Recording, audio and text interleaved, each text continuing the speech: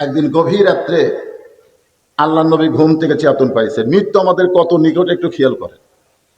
আল্লাহ রাসূল ঘুম থেকে চেতন পাওয়ার কারণ হলো খাদিজাতুল কুবরা, নবীর দরদের বিবি। এই জন্য দরদের বিবি বললাম, যতদিন মা খাদিজা জীবিত ছিলেন ততদিন রাসূল দ্বিতীয় কোনো বিয়ে করেন নাই।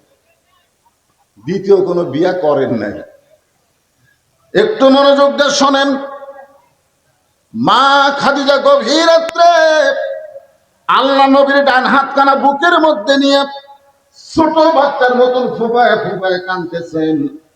রাসূল বলে, খাদিজা, দুনিয়ার সবাই ঘুম পাড়ে, আমি নবীও ঘুম পারি, কিন্তু আপনি কেন কাঁদেন? খাদিজা বলতেছে, ইয়া রাসূলুল্লাহ, আপনি না ঘুমাইলে আমি কোনোদিন ঘুমাই না। সুবহানাল্লাহ। বুঝতে পারছেন? খাদিজা বলতেছে, ইয়া রাসূলুল্লাহ, আপনি না ঘুমাইলে আমি খাদিজা কোনোদিন ঘুমাই না। তো আল্লাহ রাসূল বললেন, আমি না ঘুমাইলে আপনি ঘুমান না কেন?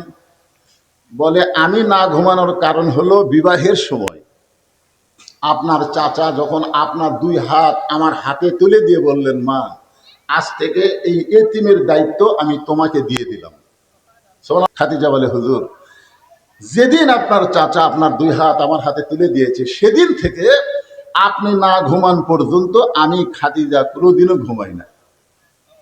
আপনি যখন ঘুমায় গেলেন এমন সময় আমি খাদিজা ঘুমের দোয়া পড়লাম। ঘুমের আগে ঘুমের একটা দোয়া আছে। খাদিজা বলতেছে, রাসূলুল্লাহ, বিসমিকা আমুতু শব্দ যখন উচ্চারণ করেছি, আমার চক্ষু যখন বন্ধ হয়ে যায়, আমি তখন দেখতে পাই অন্ধকার কবর। আপনি বলেছেন এই দুনিয়া থেকে সর্বশেষে যেই ব্যক্তি কবরে যাবে, কবরের ঘরে তাকে 50,000 বছর থাকা লাগবে। এই দুনিয়া থেকে সর্বশেষে যেই ব্যক্তি কবরে যাবে, কবরের ঘরে তাকে 50,000 বছর থাকা লাগবে। আমি খাদিজা অন্ধকার কবরে 50,000 বছর কেমনে থাকবো? যেই কবরে কোনো দরজা নাই, যেই কবরে কোনো জানলা নাই, যেই কবরে কোনো বাতি নাই, যেই কবরে কোনো সাথী নাই, সেই কবরে 50,000 বছর কেমনে থাকবো? ওই কবরের চিন্তায় আমার চোখে ঘুম নাই, চোখ দিয়ে দর দর করে পানি পড়তেছে। সঙ্গে সঙ্গে আল্লাহ নবী খাদিজাকে বুকের মধ্যে নিয়ে কপালে একটা চুমু দিয়ে বললেন, খাদিজা, ওই আল্লাহর শপথ করে বলতেছি, ঈমান গ্রহণ করার পরে আপনি আল্লাহর সঙ্গে যে সম্পর্ক গড়ে তুলেছেন, আল্লাহ আপনার অন্ধকার কবরকে জান্নাত বানায়া দিবে। সুবহানাল্লাহ, জোরে খান। আর কোনো টেনশন আছে? আচ্ছা, এ কথা শোনার পরে খাদিজা আরো জোরে জোরে কান্দে। এইটা শোনার পরে খাদিজা যখন কাঁদতেছে, রাসূল বলে, খাদিজা, আমার কথা কি আপনার বিশ্বাস হয় নাই? আল্লাহ আপনার কবরকে জান্নাত বানায় দিবে, এইটা শোনার পরেও আপনি কাঁদতেছেন, আমার কথা কি আপনার বিশ্বাস হয় নাই? খাদিজা বলে, হুজুর, আপনার কথা আমার বিশ্বাস হয়। রাসূল বলে, তাহলে কান্দার কারণ কি? খাদিজা বলে, হুজুর, আপনার কাছে যদি আমি কিছু চাই আপনি কি আমার দিবেন না? আল্লাহ নবী বললেন, নাউজুবিল্লাহ, নাউজুবিল্লাহ, নাউজুবিল্লাহ। নবী 3 বার বললেন, নাউজুবিল্লাহ, নাউজুবিল্লাহ, নাউজুবিল্লাহ। খাদিজা বলে, ইয়া রাসূলুল্লাহ, আপনার কাছে কিছু চাইলাম আর আপনি নাউজুবিল্লাহ বলার কারণ? নবী বলতেছেন, খাদিজা ঈমান গ্রহণ করার পরে আল্লাহ ছাড়া নবীর কাছেও চাওয়া যাবে না। ঈমান গ্রহণ করার পরে আল্লাহ ছাড়া নবীর কাছেও চাওয়া, কথা কয় না। মহাস্থানে আগামী বৃহস্পতিবার হবিতে হত্যা, বৈশাখের শেষ বৃহস্পতিবার হবি না? তাহলে একদম তাহলে আর মাঝখান থেকে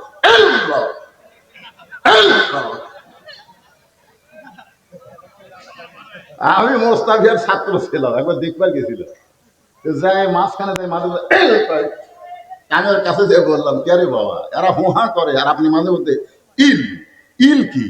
আমার তো ইলকে যদি বুঝবার চাও এক কলকা গাঁজা খাও। তা আমাকে তো ইল বোঝার দরকার নাই, আমাদের আল্লাহ বোঝা লাগবে, ধরে কোন কথা ঠিক না? আমরা কি ইলের দল করি? ইলের দল। একটু মনোযোগ দেন। খাদিজা বলতেছে, ইয়া রাসূলুল্লাহ, আমি আপনার কাছে যা চাবো তা যদি আল্লাহ দিবার না পারে তাহলে আল্লাহর কাছে চাইয়া লাভ কি? নবী শুন করছে।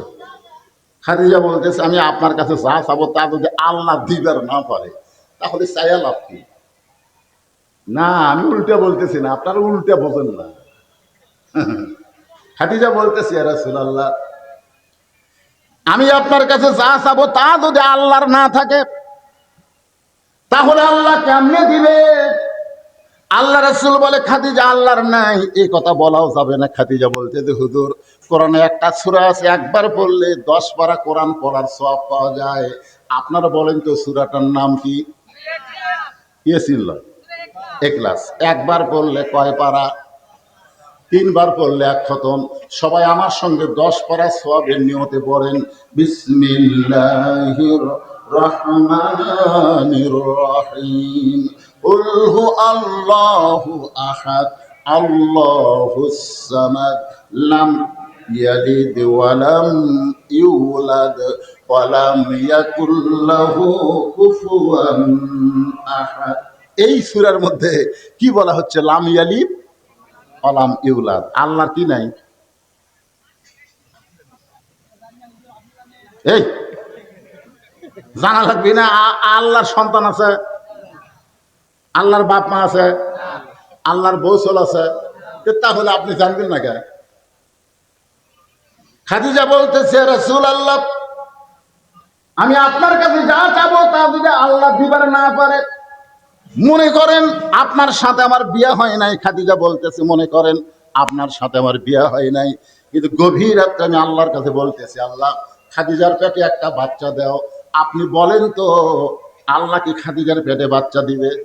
রাসূল বলতেছেন, আল্লাহ দিবার পারবে কিন্তু দিবে না। আল্লাহ দিবার পারবে কিন্তু দিবে না। কারণ একজনকে আল্লাহ দিছিল, তার নাম হলো মরিয়ম। ধরে কান, তার নাম কি? আল্লাহ আদমকে তৈরি করেছেন বাপ মা ছাড়া, ঈসাকে তৈরি করলেন বাবা ছাড়া। কিয়ামত পর্যন্ত পুরুষের স্পর্শ ছাড়া আর কোন নারীর পেটে বাচ্চা আসবে না। আল্লাহ রাসূল বলে, খাদিজা, আমার কাছে আপনি কি চান? যেইটা পাইলে আপনি কান্না বন্ধ করে দিবেন। খাদিজা বলে, ইয়া রাসূলুল্লাহ, আমি বেশি কিছু আপনার কাছে চাই না। আপনার কি মনে আছে আপনি দীর্ঘ 3 বছর একটা জায়গায় বসে সাধনা করেছেন? এই জায়গাটার নাম হলো গারে হীরা। বর্তমানে ওই পাহাড়ের নাম হলো জাবালে নূর। মা খাদিজা দৈনিক 2 বার ওখানে খাবার নিয়ে যাইতেন। 2011 সালে আমি গারে হীরায় উঠছিলাম। আমার মতন মানুষ তখন জুয়ান ছিল। 11 সাল, বুঝতেছেন না? ওই সময় উঠতে গিয়ে আমি 2 লিটার পানি খাইছি। মাত্র 2600 ফুট উপরে গারে হীরা। আমার মতন পুরুষ মানুষ 2 লিটার পানি পান করা লাগে।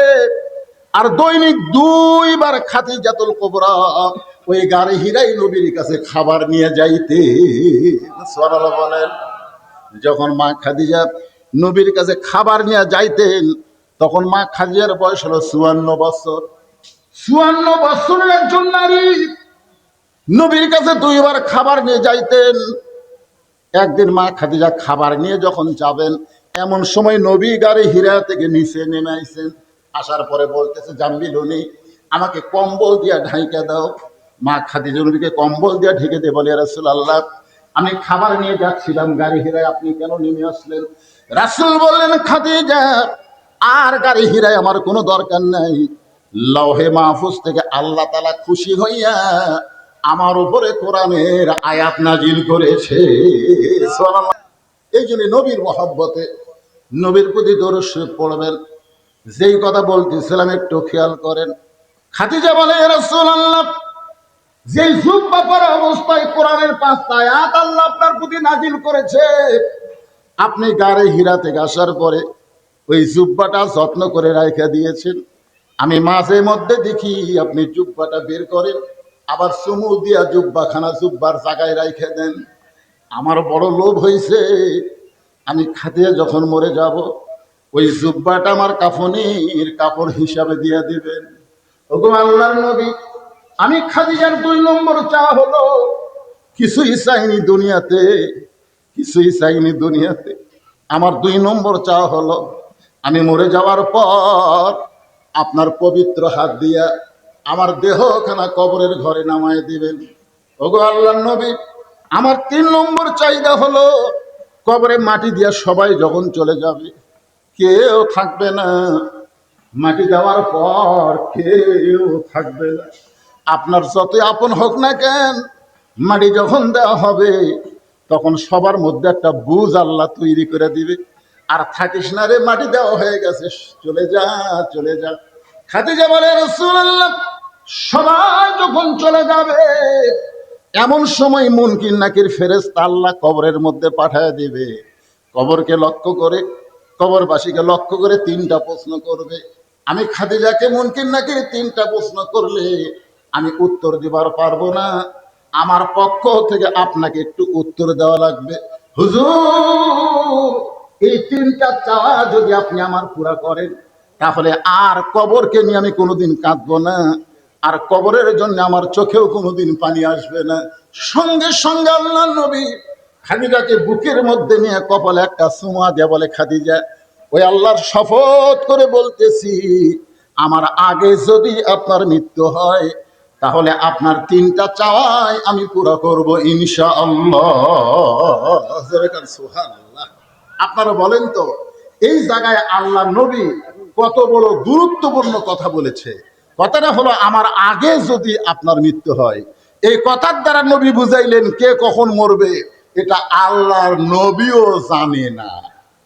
কথা কন না কেন?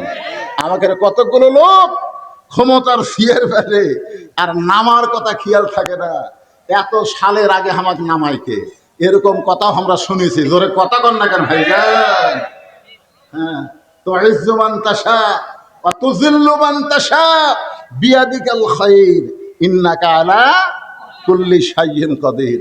এখন 5 তলা বিল্ডিং এর উপরে 1.5 লাখ টাকার খাট, 12,000 টাকার কম্বল পরে তেমন চাদর দিয়ে রাত 9টার সময় বলতেছে, আমার বাড়ি আমার ঘর আমাক নামাইকে, আমার বাড়ি আমার ঘর আমাক নামাইকে, রাত 9টার সময়।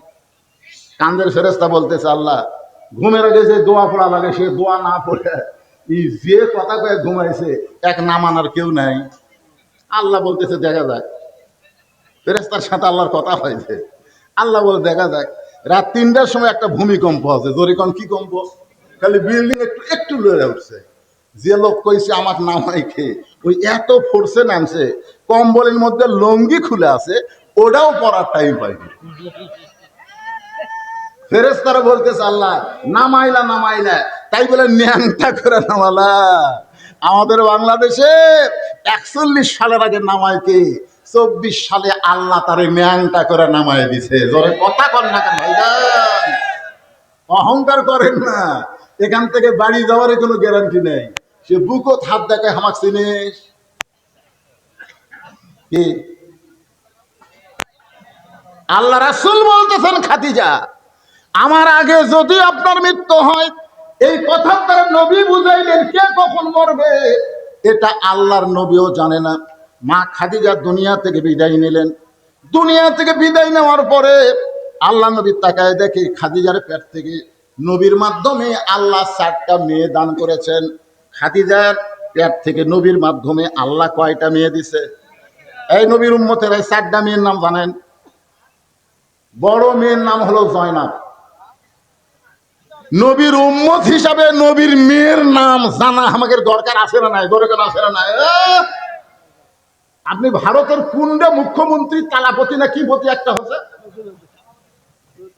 আমি তালাপতি মানুষের নাম আপনি চিনবেন না, আমরা চিনি। আগে বলে সিনেমার নায়ক ছিল, এখন মুখ্যমন্ত্রী হচ্ছে। ওনার নাম ঠিকই জানেন। নবীর 4টা মেয়ের নাম নবীর উম্মত হিসাবে না জানলে নবীর সুপারিশ কেমনে পাবেন? 4টা নাম খেয়াল করুন। বড় মেয়ের নাম হলো জয়নাব। বড় মেয়ের নাম কি? মেজো মেয়ের নাম হলো রোকেয়া। মেজো মেয়ের নাম হলো রোকেয়া। সেজো মেয়ের নাম হলো কুলসুমা। আর ছোট মেয়ের নাম হলো ফাতেমা। তাহলে কয়টা মেয়ের নাম করলাম? নবী তাকায় দেখে 4টা মেয়ে কাঁদতেছে। 3টা মেয়ের কান্নার শব্দ শোনা যায়, কিন্তু একটা মেয়ে কাঁদতেছে, কান্নার কোনো শব্দ নেই, শুধু চোখ দিয়ে দর দর করে পানি পড়তেছে, গালটা ভিজে ভিজে থুতুনি দিয়ে বয়ে বয়ে পড়তেছে, কাঁদতেছে কিন্তু কান্নার শব্দ নেই। আর 3টা মেয়ে কাঁদতেছে, কান্নার মধ্যে শব্দ শোনা যায়। যে মেয়েটা কাঁদতেছে, কান্নার কোনো শব্দ নাই, ওই মেয়েটার নাম হলো ফাতেমা। নবী ফাতেমাকে ইশারা করলেন। ফাতেমা যখন আল্লাহর নবীর কাছে গেলেন, রাসূল বলেন, ফাতেমা, তোমার মা দুনিয়া থেকে বিদায় নিয়েছে। যখন কেউ দুনিয়া থেকে বিদায় নেয়, তাকে উপরে বেশি সময় রাখা জায়েজ নাই। আল্লাহ রাসূল বলেছেন, 3টা কাজ তোমরা দেরি করো না। একটা কাজ হলো, মানুষ মারা গেলে তাকে দাফন করতে তোমরা দেরি করবে না। 2 নম্বর কাজ হলো, ছেলে মেয়ে যখন বিয়ের বয়স হয়ে যাবে, তখন বিয়া দিতে তোমরা দেরি করো না। ওই কামায় ধান্দা করো না, আমার ছেলে মেয়ে কি করে খাবি, এ ধান্দা তোমার করা লাগবে না। এ ধান্দা কার? আরো জোরে বলেন। আমামিন দাব্বাতিন ফিল আরদি ইল্লা আলাল্লাহি রিজকুহা। পৃথিবীতে এমন কোন বিচরণশীল প্রাণী নাই যার রেজেকের ব্যবস্থা আল্লাহ করেনি। আপনি বাপ মা হয়ে রেজেকের ব্যবস্থা করতেছেন, টাকা বানিয়ে দিবেন, টাকা দিবেন, ওই টাকা অন্য জায়গায় উড়ে দিবি। এই জন্য রাসূল বলেছেন, ছেলে মেয়ের যখন বয়স হয়ে যাবে, বিয়ে দিতে তোমরা দেরি করো না। 3 নম্বর হলো, কোন ঋণগ্রস্ত মানুষ টাকা যদি হাতে আসে, তাহলে ঋণ পরিশোধ করতে তোমরা দেরি করবে না। কয় কাজে দেরি করা যাবে না? এই 3টা খেয়াল আছে, আমলের নিয়তে খেয়াল করে শোনেন। আল্লাহ রাসূল বলে, ফাতেমা রে, তোমার মা দুনিয়া থেকে বিদায় নেওয়ার আগে আমাকে 2টা ওসিয়ত করেছে। ও ফাতেমা, 1 নম্বর ওসিয়ত হলো, তোমার মাকে তুমি গোসল করাতে হবে, তোমার মাকে তুমি গোসল করাতে হবে। 2 নম্বর ওসিয়ত হলো, তোমার মাকে তুমি কাফনের কাপড় পরাতে হবে। ফাতেমা বলতেছে, বাবা, আমার আরো 3টা বোন আছে, ওই 3টা বোনকে নিয়ে। আজকে আমাদের বাংলাদেশে কোনো মৌলবী দ্বিতীয় বিয়ে করে ফেসবুকে আবার কি করে, পোস্ট করে, আমি চরিত্র ঠিক রাখার জন্য দ্বিতীয় বিয়ে করছি। সেইটা নিয়ে গোটা বাংলাদেশ ভাইরাল। আরে মৌলানা, তুই দ্বিতীয় কর, তৃতীয় কর, তো ভাইরাল করা লাগবে। বিয়া ভাইরাল করার জিনিস আপনার কন্ত? এমনি তো বাংলাদেশের মানুষ মৌলবী দেখা পারে না, ও আবার ভাইরাল মেরে দিছে। আল্লাহ নবীর সুন্নত, যতদিন মা খাদিজা জীবিত ছিলেন, ততদিন রাসূল দ্বিতীয় কোনো বিয়ে করেন নাই। আপনারা জানেন, যখন নবীর বয়স 25 বছর, তখন মা খাদিজার বয়স হলো 40 বছর। তাহলে 25 বছরের একটা তরতাজা যুবক 40 বছরের একজন বয়স্কা নারীকে বিয়ে করলেন। আর সেই নারী যতদিন জীবিত ছিলেন, ততদিন রাসূল দ্বিতীয় কোনো বিয়ে করেন নাই।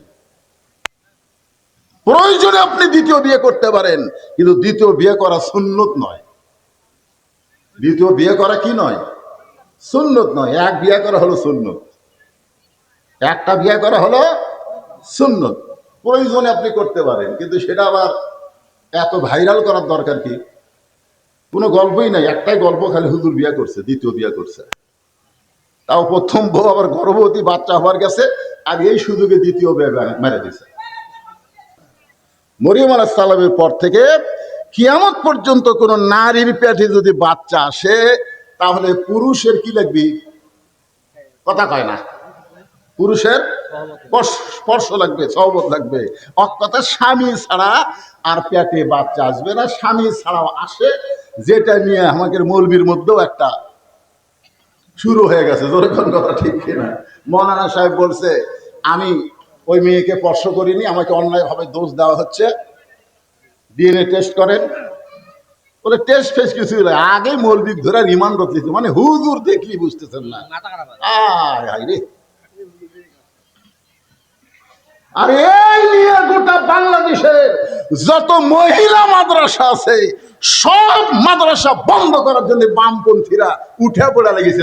কথা কন না কেন ভাই, কথা কন না কেন? কত বালিকা আছে, কত বালিকা বিদ্যালয় আছে না নাই? কথা কন আছে না নাই? এগুলো বালিকা বিদ্যালয়, ভার্সিটিতে এগুলো অন্যায় হচ্ছে না? একটা শালারা কথা কয় না। এই জামালপুরের এক ইমাম সাহেবকে এক মেয়ে মানুষ মাওজা কৈফত দিছে যে এই হুজুর আমার মেয়ের পেটত বাচ্চা দিছে। ইমামক ধরে লেগেছে, একদিন পর ইমামকে মুক্ত দিল, ওই মেয়েরই বড় ভাই ওর পেটত বাচ্চা দিছে, ওই মেয়েরই বড় ভাই। একদিন হুজুরের ইমামতি গেল, হুজুরের জেলত ছিল, এখন এসে ধরা খেলো ভাই। হুজুর দেখলে তোর লাকত লাগে, তার মানে কি মনে করছেন হুজুর ছাড়া অন্যায় করার লোক নেই? কতক্ষণ আছে না নাই? হুজুর যদি দোষী হয় তাহলে অবশ্যই হুজুরের শাস্তি হবে, না আমরাও চাই। শুধুমাত্র মাথায় টুপি মুড়ে মুখে দাঁড়িয়ে দেখে অন্যায় ভাবে আলেমদের বিরুদ্ধে বলো না, আর মাদ্রাসা বন্ধ করার পায়ে তারা করো না। কারণ মাদ্রাসায় যারা পড়বে তারা প্রকৃত মা এবং পর্দা নিশি হয়ে যাবে। যে কথা বলতেছিলাম একটু খেয়াল করেন। ইমাম মালিকের বাড়ি ছিল মক্কায়, নবীর প্রেমে ছুটে গেল মদিনায়। যতদিন ইমাম মালিক মদিনায় ছিলেন ততদিন জুতা স্যান্ডেল পায়ে দিবার পারেন নাই। মদিনার মাটি নিজের গায়ে মাখতেন আর বলতেন, মদিনা রে, আমি মানুষ না হইয়া যদি তোর বুকের মাটি হইতাম আমার জীবন ধন্য হয়ে যেত। ইমাম মালিক মদিনার মাটি নিজের গায়ে মাখতে মাখতে একদিন কাঁদতে কাঁদতে বেহুশ হয়ে পড়ে যায়। ওই বেহুশ অবস্থায় দেখতে পাই নবী আর রওজার মধ্যে নাই, ইমাম মালিকের শিয়রের পাশে দাঁড়িয়ে গেছে। আল্লাহ নবী ডাকতে বলে, আব্দুল মালিক, এমন করে কান্দিস না, এমন করে কান্দিস না। এ মদিনা একদিন ইয়াসরিব ছিল, মদিনা ছিল না। আমি নবীকে কোলে নেওয়ার কারণে হয়েছে মদিনা। আমার মহব্বত যার কলিজার মধ্যে থাকবে, আমার সুন্নত আদর্শ যারা পালন করবে, আমার প্রতি বেশি বেশি যারা দরুদ পড়বে, তারা মদিনায় আসতে না পারলে কি হবে? আমি নবী যাব তার ভাঙ্গা বাড়িতে দেখা দেওয়ার জন্যে। মহিলাদের খাবার লাগে। মায়েরা, আপনাকে তো আমি দেখতে পাচ্ছি না, আপনাকেই ওয়াজ হচ্ছে। মা একটু চাপে বসেন, মা সোনার মায়েরা। আগে কাহালু পাড়া উপাড়া তুই পাড়া সব পাড়ায় ওয়াজ করতাম, ঠিক কিনা বলেন? এক উলটেরই 5 পাড়াতে ওয়াজ করছি, এমনও বছর গেছে। কিন্তু এখন তার হয় না, এখন সময় কম। আগে চিন্তা খালি কাহালু থানা, এখন সব জায়গা দিয়ে যাওয়া লাগে। এই জন্য মায়েরা তো আর ওয়াজ শুনবারই পাচ্ছে না। আজকে আছে, তুলেও গেছে দেরি করে। আমি কিন্তু প্রথম এমপি সাহেবের সময় ছিলাম, কিন্তু টাইমে নিয়ে গেছে আমার, তো এখন লাগে। যাই হোক, তা এমন সময় আমাকে তুলে দেওয়া হলো, আমার মায়েরা নাকি বেশি হয়ে গেছে। আপনাদের জায়গা আছে কিন্তু ওটা জায়গা নেই। সোনার চান মায়েরা, ও মায়েরা, আপনারা একটু জমে জমে বসেন, চাপে চাপে বসেন। আপনাদের আলোচনা হচ্ছে, একটু সবাই আপনাদের মধ্যেও যদি ফাঁকা থাকে, কিছু লোক বাহিরে আছে তারা আসবে, একটু চাপে চাপে বসেন ভাই, সবাই একটু চাপে চাপে বসেন আর একটু জিকির করেন। মায়েরাও চাপেন, বাবারাও চাপেন। লা ইলাহা, যাদের সামনে ফাঁকা আছে তাকে বলতেছি চাপেন, সবাইকে না। লা ইলাহা ইল্লাল্লাহ, লা ইলাহা ইল্লাল্লাহ, লা ইলাহা, লা ইলাহা ইল্লাল্লাহু মুহাম্মাদুর রাসূলুল্লাহ সাল্লাল্লাহু। আপনাকে কি শিক্ষা দিলাম? আমল করবেন এখনই। যখনই নবীর নাম উচ্চারণ হবে, সঙ্গে সঙ্গে সংক্ষিপ্ত দরুদ সাল্লাল্লাহু আলাইহি ওয়াসাল্লাম পড়াও সারা। আপনার নামে ফেরেশতারা মদিনায় নবীর রওজা মোবারকে পৌঁছে দেওয়াও সারা। বিশ্বাসে মিলাই বস্তু, তর্কে বহুদূর। আপনাদের বিশ্বাস হচ্ছে না? বিশ্বাস হয় না? হ্যাঁ, যখনই দরুদ পড়বেন সাথে সাথে নবীর রওজায় দরুদ গুলো পৌঁছে যাবে। মনে হে বড় আশা ছিল আমি যাব মদিনা। গানটা শুনলে চোখ দিয়ে পানি আসে। আরব সাগর পাড়ি দিব, নাই কই আমার তরি, পাখি নয় যে উড়ে যাব পাখি নই যে উড়ে যাব, ডানাতে ভর করি আমার সাহাদ আছে, সাধ্য যে নাই করি কি উপায়। মনে বড় আশা ছিল আমি যাব মদিনা। এখান থেকে বোঝা গেল ঈমান গ্রহণ করার পরে আল্লাহর সঙ্গে সম্পর্ক করা লাগবে। খালি ইল্লাল্লাহর জিকির মারলে হবে না। গতকাল যে জিকির করছিল এখানে, বুঝলেন, সেই জিকির ভাইরাল হয়ে গেছে। ও বাবা, মনে হয় টিউবওয়েল বসাচ্ছে, টিউবওয়েল।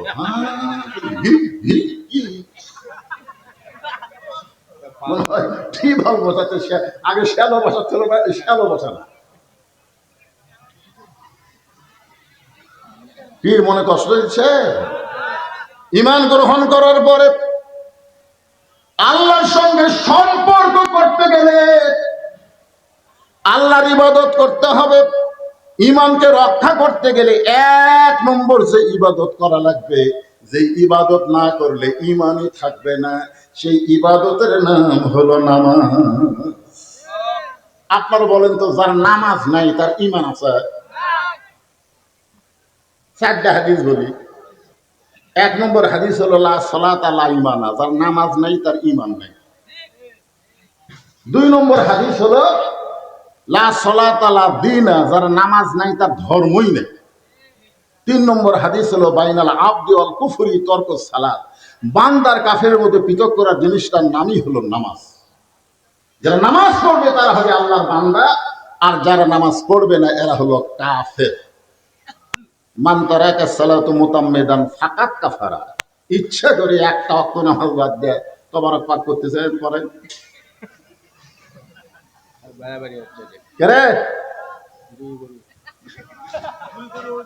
না না না না না, এদের তবারকের তলে যে আগুন জ্বলতেছে, এই আগুনের দিকে খেয়াল করলে ঘিরে বাবা কাঁচা গোস্ত সিদ্ধ করতেছে রে। এই আগুন চাউলক ভাত বেনে দিচ্ছে, একটু এদিক সেদিক হলে পুড়ে দুর্গন্ধ হবে। আপনারা জানেন জাহান্নামের আগুনকে 70 বার থুতো করে তারপরে দুনিয়ার এই আগুন দিছে। জোরে কোন, কথা কন না কেন, কথা কন না কেন?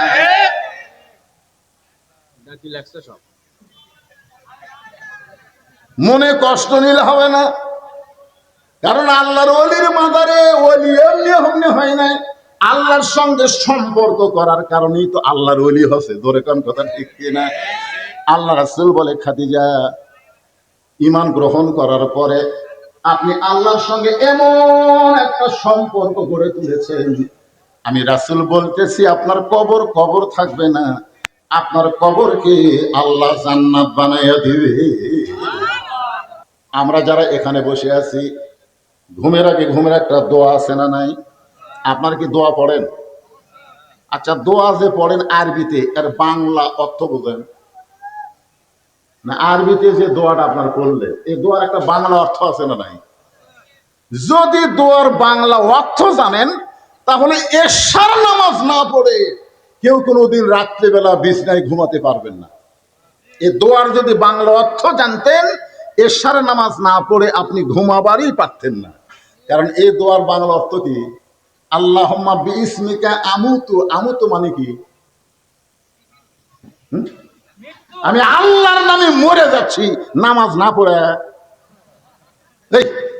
আপনি যে আল্লাহর নামে মরে যাচ্ছেন এশার নামাজ না পড়ে মরেন, এশার নামাজ না পড়ে মরেন, তারপরে চাপা কিভাবে লাগাই বুঝবেন? কিরে যুবক, কথা হয় না? এই ঘুমের বাংলা জানি না তো আরবিতে কই অর্থ যাহাই হয়। খাদিজা বলতেছে, ইয়া রাসূলুল্লাহ, আল্লাহুম্মা বিইসমিকা আমুতু। এই আমুতু শব্দ যখন উচ্চারণ করেছি, সঙ্গে সঙ্গে আমার দুইটা চক্ষু বন্ধ হয়ে যায়। আমার দুইটা চক্ষু যখন বন্ধ হয়, আমি তখন দেখতে পাই আমার সামনে অন্ধকার কবর। এই দুনিয়ার বাড়ি ঘর একদিন হইয়া যাবে পর, যাইতে হবে অন্ধকার কহব। এটা কখন মনে হবে? চোখ বন্ধ করেন, চোখ বন্ধ করেন, চোখ বন্ধ করে সবাই খেয়াল করেন। এ দুনিয়ার বাড়ি ঘর একদিন হইয়া যাবে পর, যাইতে হবে অন্ধকার কহব।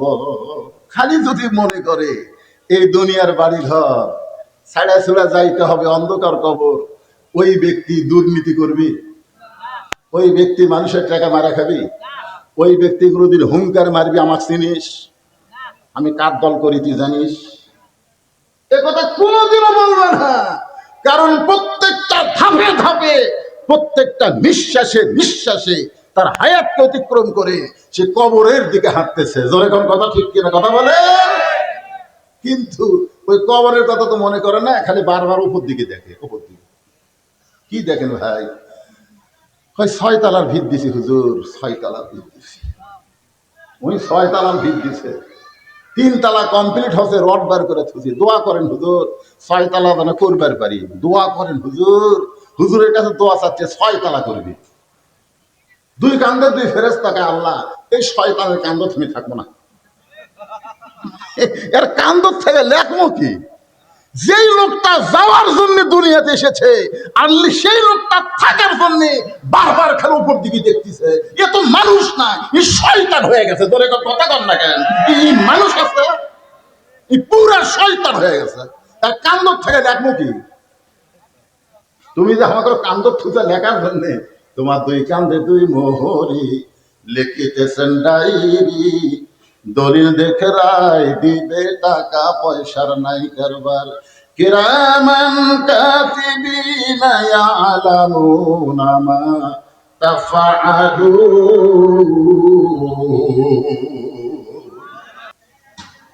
বর্তমানে আমরা চাচ্ছি, আল্লাহ গাজার মুসলমানকে হেফাজত করো।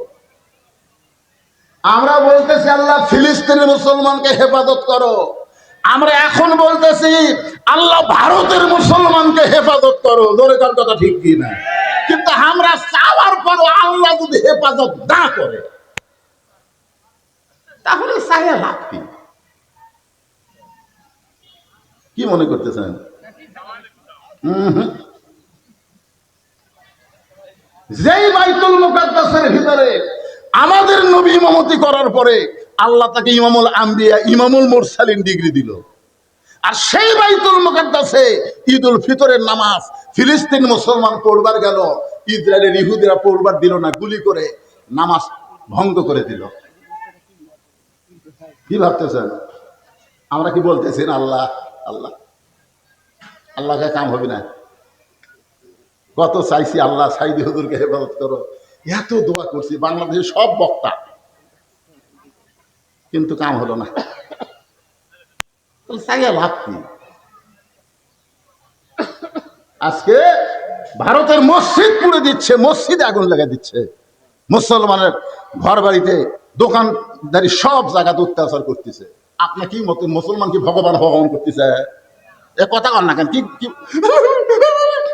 তার আল্লাহ প্রতি কোটি মারতেছে।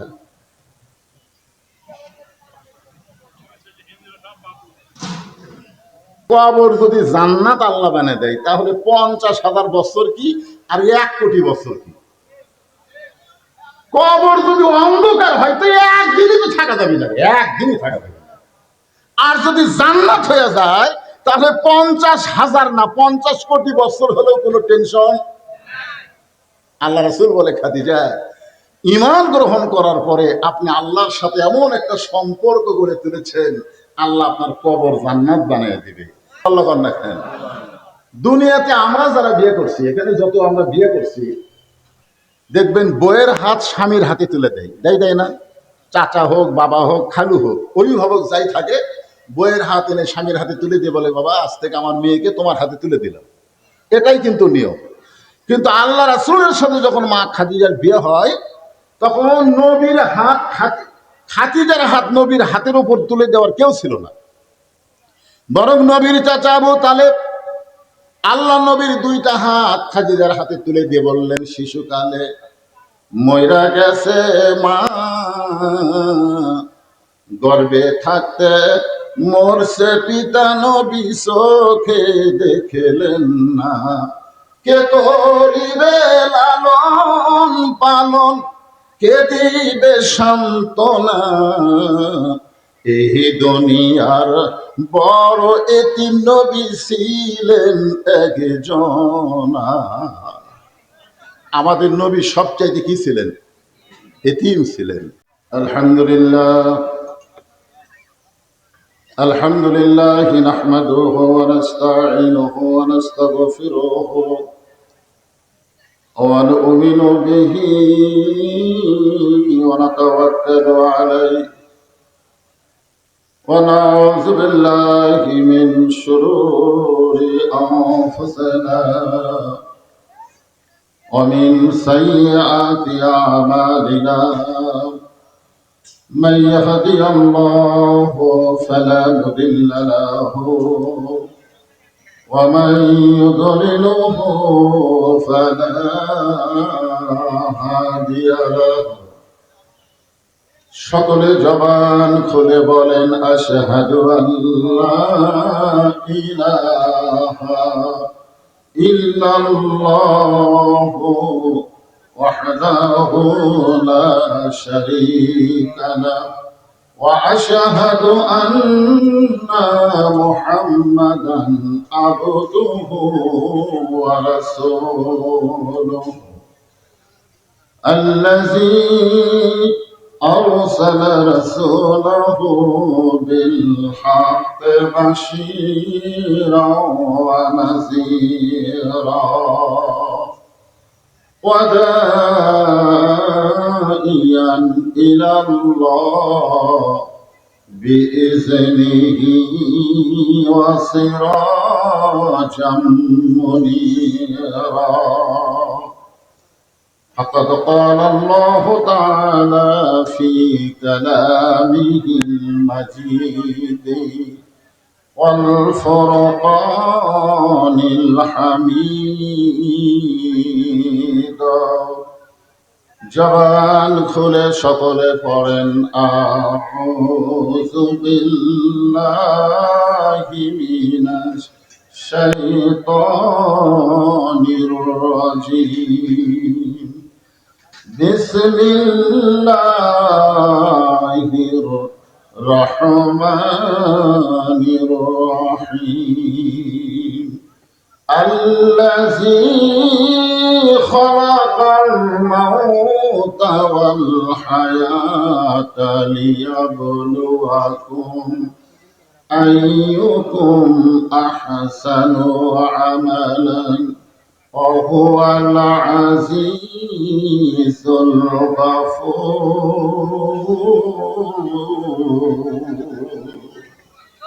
إن الله وملائكته يصلون على النبي يا أيها الذين آمنوا صلوا عليه وسلموا تسليما. اللهم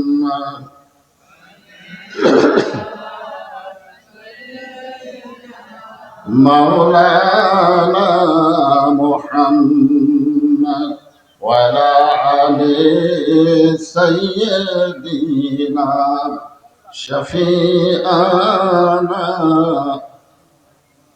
উহুদের ময়দানে রাসূল ভেঙেছ দান,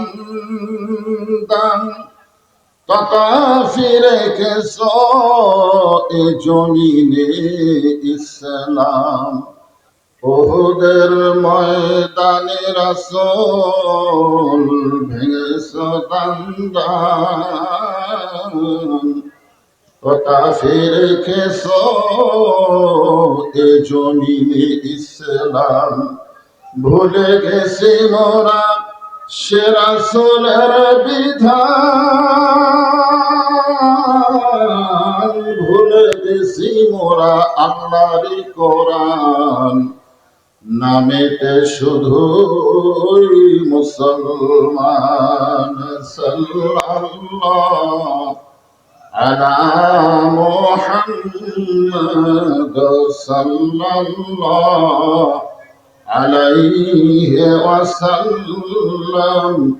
সাল্লাল্লাহু আলা মুহাম্মদ সাল্লাল্লাহু মশরকে হুব্বে মুহাম্মদ। সকলে বলি সাল্লাল্লাহু আলাইহি ওয়াসাল্লাম। मतलाए दीवानी माँ, मतलाए खुर्शीद अशतास, सीनाए सुजानी माँ बराबर गुलाबे कमालिही, कशाफत दुजा बिजमालिही, حسنت جميع خصاله صلوا عليه وآله اللهم آمين। জান্নাতের বাগান থেকে জান্নাতি মানুষদেরকে নিয়ে গভীর রাতে আমি গুনাহগার তোমার রহমতের দরজায় দোখানা হাত তুলেছি আল্লাহ। হাসরের ময়দানে জাব্বার আর কাহার নামে রূপ নিয়া তুমি যখন বিচার শুরু করবে, তোমার সামনে দাঁড়ায়া সমস্ত নবীরা নাফসি নাফসি বলে কাঁদতে থাকবে। এমন কঠিন অবস্থা হাসরে হবে, সেদিন সমস্ত নবী তার উম্মতকে ভুলে যাবে, শুধু বলবে আল্লাহ আমার কি হবে, আমার কি হবে। একমাত্র দরদী নবী শাফাতের কান্ডারি ইয়া রব্বি হাবলি উম্মতি বলে সেজদায় পড়ে যাবে। সেই কঠিন মুসিবতের সময় আজকের এই মাহফিলকে ওসিলা করে আমাদের সবাইকে রাসূলের উম্মতের কাতারে আল্লাহ কবুল করে নিও। সুবহান রাব্বিকা রাব্বিল ইজ্জাতি আম্মা ইয়াসিফুন ওয়া সালামুন আলাল মুরসালিন walhamdulillahi rabbil alamin। লা ইলাহা ইল্লাল্লাহ। যাদের সামনে ফাঁকা আছে একটু জমে আসেন, একটু জমে আসেন। খালি মাহফিল না, খাওয়া দাওয়া আছে, ঠিক না? এই জন্য খাওয়া দাওয়ার পার্টি ওরা পরে আসবে, পরে বসবে। কি কন? যারা শুধুমাত্র খাওয়া দাওয়ার ধান্দা করতেছে ওরা তো এখন আসবে না, পরে আসবে। পরে আসে আপনাদের মাঝে মাঝে বুঝলে বেমানানো হবে। এই জন্য আপনারা সামনে আসেন, আপনারা সামনে আসেন, আল্লাহর রাস্তায় জিকির করেন আর ফাঁকা জায়গা পুরা করে সামনে আসেন। লা ইলাহা ইল্লাল্লাহ, লা ইলাহা, লা ইলাহা ইল্লাল্লাহ, লা ইলাহা ইল্লাল্লাহ, লা ইলাহা ইল্লাল্লাহ, লা ইলাহা ইল্লাল্লাহ, লা ইলাহা। চাঁদ সূরজার গ্রহ তারা আল্লাহ নামের পাগল পারা, চাঁদ সূরজার গ্রহ তারা আল্লাহ নামের পাগল পারা। আমার আল্লাহ নামের এতই দয়া,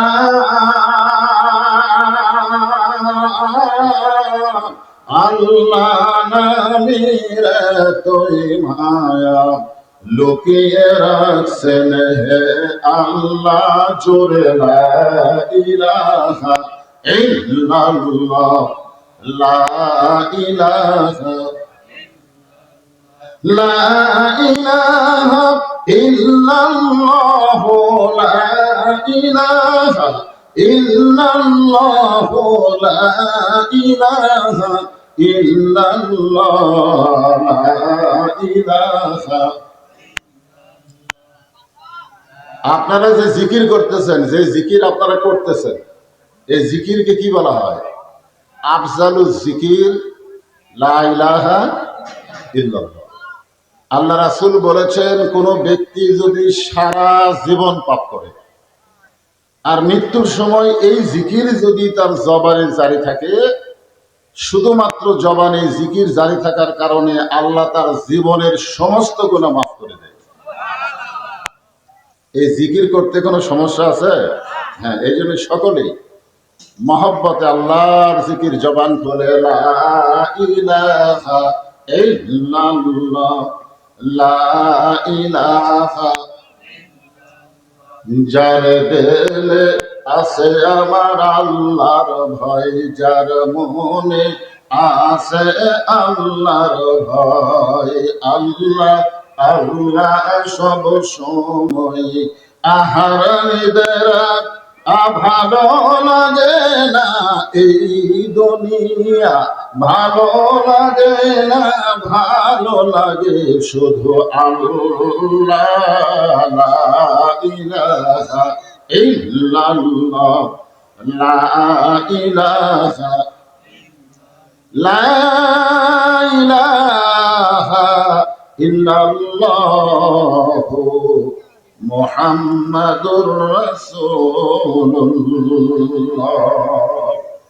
রাসূলের মহব্বতে সবাই সংক্ষিপ্ত দরুদ শরীফ পড়ছি সাল্লাল্লাহু আলাইহি ওয়াসাল্লাম। আপনি দরুদ পড়লেন মাহফিলে, কাহালুর মাজারের মাহফিলে, আর আপনার দরুদ গুলো একদল ফেরেশতা পৌঁছায় দিল রাসূলের রওজা মোবারক। সবার মন চায় মদিনায় যেতে, মন চায় না? কি কোন? চাইতে চায় না, কিন্তু সবার ভাগ্যে হয়তো হয় না। কিন্তু আপনি যখনই দরুদ শরীফ পড়বেন নবীর মহব্বতে, একদল ফেরেশতার কাজই হলো আপনার দরুদ শেষ হওয়ার সাথে সাথে এই দরুদ গুলো নবীর রওজা মোবারকে মদিনায় পৌঁছায় দেয়। দরুদ শরীফ এটা হলো মহাব্বত, এটা ইবাদত না, এটা হলো মহাব্বত। আর যে জিকির করলেন এই জিকিরটা হলো ইবাদত। ইবাদত শুধুমাত্র আল্লাহ ছাড়া অন্য কারোর জন্য করা যাবে না। ইবাদতের একমাত্র মালিককে আল্লাহ। এই জন্য আল্লাহ বলেছেন ফাদখুলি ফি ইবাদি ওয়াদখুলি জান্নাতি। কেউ যদি আমার বান্দা হয়ে যায় ইবাদত করে, ও যেন তখনই জান্নাতের মধ্যে প্রবেশ করে। বলেন সুবহানাল্লাহ। মানে ইবাদতের সাথে বান্দার সাথে জান্নাত খুব লাগালাগি। কিন্তু এই দরুদ শরীফ যেটা পড়লেন এটা ইবাদত না, এটা হলো মহাব্বত। অনেক ক্ষেত্রে ইবাদতের চাইতে মহব্বতের ওজন বেশি। ওজন সংখ্যা না, ওজন। যেরকম আল্লাহ রাসূল বলেছেন, আমার সমস্ত উম্মতের ইবাদত যদি এক পাল্লায় দেওয়া হয়, আর আবু বকরের এক রাতের মহাব্বত যদি অন্য পাল্লায় দেওয়া হয়, ইবাদতের চাইতে মহব্বতের ওজন বেশি হবে। সুবহানাল্লাহ বললেন না? আপনারা বলেন তো, হযরত আবু বকরের এক রাতের মহব্বত সেটা কি ইবাদত? সেটা কি ইবাদত? উনি কি নামাজ পড়ছেন, জিকির করছেন? না, উনি আল্লাহ রাসূলকে মহব্বত করেছেন। আল্লাহ রাসূল যখন গায়ের সুরের মধ্যে ঘুমাইছিলেন, আবু বকর রাদিয়াল্লাহু উরাতটাকে বালিশ বানিয়ে দিয়েছিলেন। নবী যখন ঘুমের মধ্যে অচেতন, এমন সময় আবু বকর রাদিয়াল্লাহু একটা গর্তের মুখে পা দিয়েছিল। বিষাক্ত সাপ এসে তাকে কয়েকবার সবল মারলো, কিন্তু সে পাও টান দিল না। নবী যে উরাতে ঘুম পাড়তেছে এই উরাতটাও নড়ালেন না। এক সময় চোখের পানিতে রাসূল ঘুম থেকে চেতন পায়। জিজ্ঞাসা করে, আবু বকর তুমি কেন কাঁদতেছো? বাড়ির কথা মনে করে কাঁদতেছো? বিবি বাচ্চার কথা মনে করে কাঁদতেছো? আবু বকর বলে, রাসূলুল্লাহ গর্তের মুখে পা দিছি, কি যেন বারবার কামড়ায়। তো পাটা টান দেও না কেন? বলে, আপনার ঘুমের ক্ষতি হবে। আমার জীবনের চাইতে আপনাকে নিয়ে এত মহব্বত বেশি করি যে আপনার ঘুমটা ভেঙে যাক এটাও আমি পছন্দ করি না। বলেন সুবহানাল্লাহ। আল্লাহ রাসূল বলেন, আবু বকর, এই আমাকে মহব্বত করার কারণে আল্লাহ তোমার উপর এত খুশি হয়েছে যে সমস্ত উম্মতের নেকির পাল্লার চাইতেও তোমার মহব্বতের ওজন বেশি হবে। বলেন সুবহানাল্লাহ। তাহলে দরুদ শরীফ পড়া এটা ইবাদত না, এটা হলো মহব্বত। আপনি দরুদ শরীফ পড়বেন, আমাদের নবী এক সময় দেখা যাবে আমাদের আর কিছুই নাই, হাসরের ময়দানে দেখা যাবে আমাদের আমল নামার মধ্যে আর কিছুই নাই। ওই সময় আমাদেরকে কে জান্নাতে নিয়ে যাবে? একটা গান শোনেন না আপনারাই, আছেন আমার মুক্তার, আছেন আমার বারিস্টার, সেই বিচারের হাইকোর্টেতে তিনি আমায় করবেন পার, আমি পাপী তিনি জামিনদার। এই তিনি মানে আল্লাহর নবী। আল্লাহ যখন হাকিম হয়ে আমাদেরকে আসামি বানায় বিচার শুরু করবেন, ওই সময় আমাদের নবী উকিল হয়ে ব্যারিস্টার হয়ে তার প্রতি যে আমরা দরুদ শরীফ পড়েছি, এই দরুদের মহব্বতের উসিলায় আমাদেরকে সুপারিশ করে জান্নাতে পৌঁছায় দিবেন। এই জন্য দরুদ শরীফ পড়ার ব্যাপারে কোনো আপত্তি আছে? যখনই নবীর নাম উচ্চারণ করব অথবা কেউ করলে আমি শুনবো, জবান খুলে বলবো সাল্লাল্লাহু আলাইহি ওয়াসাল্লাম। শাহ সুফি হযরত সৈয়দ কালু পীর সাহেব রহমতুল্লাহ আলাইহির মাজার শরীফকে কেন্দ্র করে আজকের এই তাফসীর কোরআন মাহফিল। আল্লাহ তাআলা আজকের এই মাহফিলে যিনাকে সম্মানিত সভাপতির আসরে কবুল করেছেন, আলহাজ আব্দুল মান্নান সাহেব, আজকের এই মাহফিলের সম্মানিত সভাপতিকে অন্তরের অন্তঃস্থল থেকে আমি শুভেচ্ছা জ্ঞাপন করছি। আজকের এই মাহফিলের সম্মানিত প্রধান অতিথি আমাদের কাহালু নন্দীগ্রামের সম্মানিত এমপি, গণমানুষের জননেতা, অত্যন্ত সুন্দর এবং ভালো মানুষ, আলহাজ মোহাম্মদ মোশাররফ হোসেন। আজকের এই মাহফিলের সম্মানিত বিশেষ অতিথিবৃন্দ, সম্মানিত সুধীজন, সম্মানিত ওলামায়ে কেরাম, সম্মানিত বক্তাগণ, আমার সামনে যারা বসে আছেন, যিনাদেরকে আল্লাহ দয়া করে, রহম করে, মেহেরবানি করে আজকের এই জান্নাতের বাগানে কবুল করেছেন।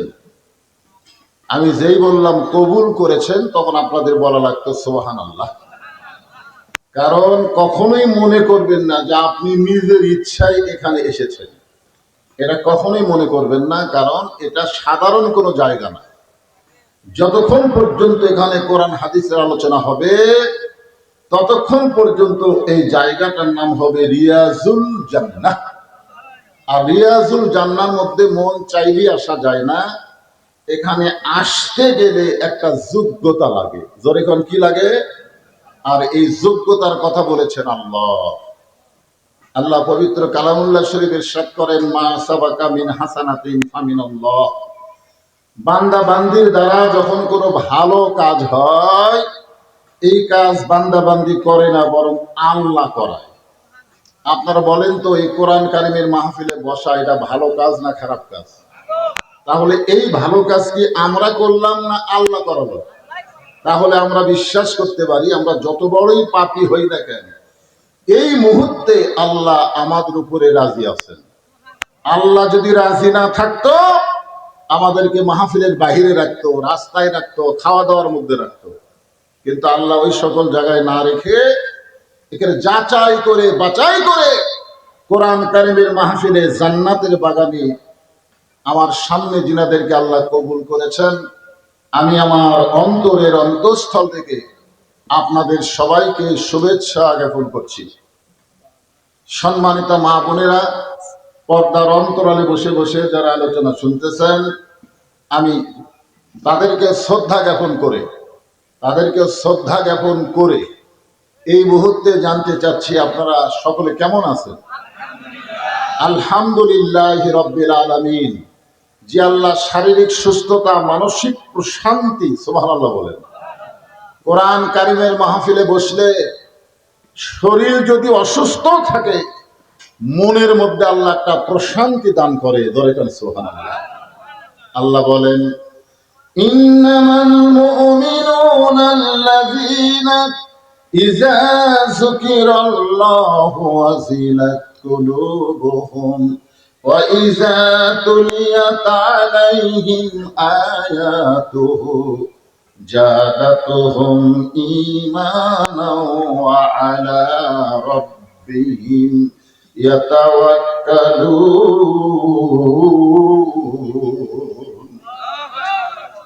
যদিও আমাদের অনেকের শরীর অসুস্থ হয়, তারপরেও যদি কোরআনের মাহফিলে বসি, এই কোরআনের কারণে আল্লাহ তাআলা সুস্থতা দান করে দেয়। যার কথা আল্লাহ নিজেই বলেছেন, অনুনাজ্জিলু মিনাল কুরআনি মা হুয়া শিফাউ ওয়া রাহমাতুল লিল মুমিনিন।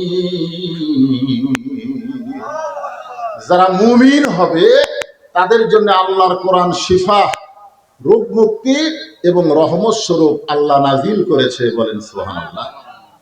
সেই কোরআনের মাহফিলে আল্লাহ তাআলা আমাদের কবুল করেছেন। খুশি হয়ে সকলে বলবো, রব্বানা লাকাল হামদ হামদান কাসীরান তাইয়িবান মুবারাকান ফীহি। আমরা আল্লাহর প্রশংসা করলাম, কারণ ভাগ্য গুণে আমরা আল্লাহ পাইছি। এটা কিন্তু আমাদের ভাগ্য। দুনিয়াতে বহু মানুষের বসবাস। এই পশ্চিমবঙ্গে বিজেপি জয়লাভ করার পর থেকেই যারা মুসলমান তাদের জন্য একটা কঠিন দুর্দিন চলতেছে। আমরা ফেসবুকের কল্যাণ, ইউটিউবের কল্যাণ দেখতেছি, মসজিদ পুড়ে দিচ্ছে, মুসলমানদেরকে মারতেছে, বাড়িঘর লুট করতেছে। আপনারা বলেন তো, এত কষ্টের ভিতরেও মুসলমান কি ওদের সাথে আপোষ করবে? কেন করবে না? কারণ মুসলমান মাত্র বিশ্বাস করে দুনিয়া থাকার জায়গা না। এখানে আমরা এসেছি যাওয়ার জন্য। জোরে কোন কিসের জন্য? যাওয়ার জন্যই তো আমরা এসেছি, থাকার জন্য। দুনিয়া থাকার জায়গা না। আল্লাহ বলেছেন, লা তামুতুন্না ইল্লা ওয়া আনতুম মুসলিমুন। তোমরা মৃত্যুবরণ করো না মুসলমান না হয়ে। তোমরা যতই অত্যাচার করো, যতই নির্যাতন করো, মুসলমানের কোনো ক্ষতি নাই। দুনিয়াতে ঈমান নিয়ে থাকবে আর জান্নাতি হয়ে তারা দুনিয়া থেকে বিদায় নিবে। জোরে কোন সুবহানাল্লাহ। এজন্য আমরা আল্লাহর দরবারে শুকর আদায় করব। যত নির্যাতনই হোক, যত কষ্টই হোক, আল্লাহ রুহের জগতে আমাদের রুহগুলোকে পছন্দ করে দুনিয়ার জগতে আমাদেরকে মুসলমানের ঘরে কবুল করেছেন। সুবহানাল্লাহ। আল্লাহ যদি আমাদেরকে হিন্দু, বৌদ্ধ, খ্রিস্টানদের ঘরে পাঠায়া দিত, মনে করেন যদি দিত, আমাদের করার কিছু আছিল? কারণ যে যে ধর্মের মধ্যে জন্ম নেয় মনে করে তারটাই আসল। আজকে বিজেপির হিন্দুরা বলতেছে আমরাই আসল, আমরাই আসল। একটাই ধর্ম থাকবে, সনাতন ধর্ম। ভারতে কোনো মুসলমান থাকবে না। কোন ধর্ম আসল, কোনটা ভেজাল, এটা কে জানে? এটা মানুষ জানে না, আল্লাহ জানে। যখন কে জানে? তাহলে আল্লাহ যদি এখানে ডাইরেক্ট বলে দেয়, আল্লাহ এই কোরআন শরীফ দিয়ে ডাইরেক্ট বলে দিল, অমাইয়াবতাগি গায়রাল ইসলামি দীনান ফালাই ইয়ুকবালা মিনহু। আল্লাহ বলতেছেন, ইসলাম ছাড়া অন্য কোন ধর্ম কেউ যদি গ্রহণ করো, আল্লাহ বলেছেন কখনোই তা কবুল করা হবে না। ইন্না দীনা ইনদাল্লাহিল ইসলাম। আল্লাহর কাছে একমাত্র মনোনীত ধর্মের নাম কি? কথা বলে। তাহলে আমরা জন্মসূত্রে সেই মুসলমানের ঘরে জন্ম নেওয়াতে আপনারা কি খুশি হচ্ছেন না বেজার হচ্ছেন? কষ্ট হবে। মুসলমানের ঘরে মুসলমান হয়ে যদি আপনি বাঁচতে চান, আপনার কষ্ট হবে। কিন্তু যদি বাতিলের সাথে আপোষ করেন, তাহলে হয়তো দুনিয়াবি কষ্ট কম হবে, কিন্তু মরার সময় বেঈমান হয়ে মরা লাগবে। তা আপনারা কোনটা চাচ্ছেন? বাতিলের সাথে আপোষ করে বেঈমান হয়ে মরবেন, না হকের উপরে কষ্ট করে মুসলমান হয়ে দুনিয়া ছাড়বেন? কোনটা? হ্যাঁ, এই জন্য আল্লাহ দরবারে শুকর গুজার করি। যে আল্লাহ শুধু আমাদের মুসলমানের ঘরে মুসলমান হিসাবে কবুল করে নাই, আল্লাহ আমাদেরকে বিশ্ব নবীর উম্মাত হিসাবে কবুল করেছে। বলেন সুবহানাল্লাহ। শুধু বিশ্ব নবীর উম্মত হিসাবে আল্লাহ কবুল করে নাই, হিদায়াত স্বরূপ আল্লাহ তাআলা আমাদেরকে একটা কিতাব দিয়েছেন, যার মধ্যে কোনো ভেজাল নাই, যার মধ্যে কোনো ধোঁকা নাই, যার মধ্যে কোনো সন্দেহ নেই। সুবহানাল্লাহ। হয় না এই যে তাফসীরুল কোরআন কি লিখছে, তাফসীরুল কোরআন মাহফিল, এই কোরআনের মধ্যে কোনো সন্দেহ আছে? আপনাদের কি মনে হয় সন্দেহ আছে? এই কোরআনে কোনো ভেজাল আছে? এই কোরআনে কোনো ধোঁকা আছে? সেই কোরআনের সূরা মুলুক থেকে একটা আয়াত আপনাদের সামনে আলোচনা হবে। অত্যন্ত গুরুত্বপূর্ণ কথা, মনোযোগ দিয়ে আপনাদের শুনতে হবে। আল্লাহ বলতেছেন, আল্লাযী খালাকাল মাউতা ওয়াল হায়াতা লিয়াবলুয়াকুম আইয়ুকুম আহসানু আমালা ওয়া হুয়াল আজিজুল গফুর। দেখেন এখানে আল্লাহ কি বলতেছেন, আল্লাযী খালাকাল মাউতা ওয়াল হায়াতা। আগে আল্লাহ মৃত্যুর কথা বললেন, তারপরে জীবনের কথা বললেন। আমাদের হিসাবে আল্লাযী খালাকাল হায়াতা ওয়াল মাউতা, আমাদের হিসাবে এটাই আল্লাহর বলা দরকার ছিল, যে আমি জীবন এবং মৃত্যু সৃষ্টি করছি। কিন্তু আল্লাহ তাআলা এইটা না বলে আল্লাহ বলতেছেন আমি মৃত্যু এবং হায়াতকে সৃষ্টি করেছি। আগে আল্লাহ মৃত্যুর কথা বলার কারণ হলো আমাদের সবচাইতে নিকটতম যেই জিনিস, তার নাম কি? সবাই বলতেছেন না, যারা ইয়ং জেনারেশন, যুবক যারা, তারা ধান্দা করতেছে না, মৃত্যু তো আমাকে নিকটে নাই, মরণ যদি আসে আমার দাদাকে ধরিবে আগে, তারপরে আমার বাপ, সিরিয়ালে আমি 3 নম্বরে আছি, আমার তো নিকটে না, আমার অনেক দূরে।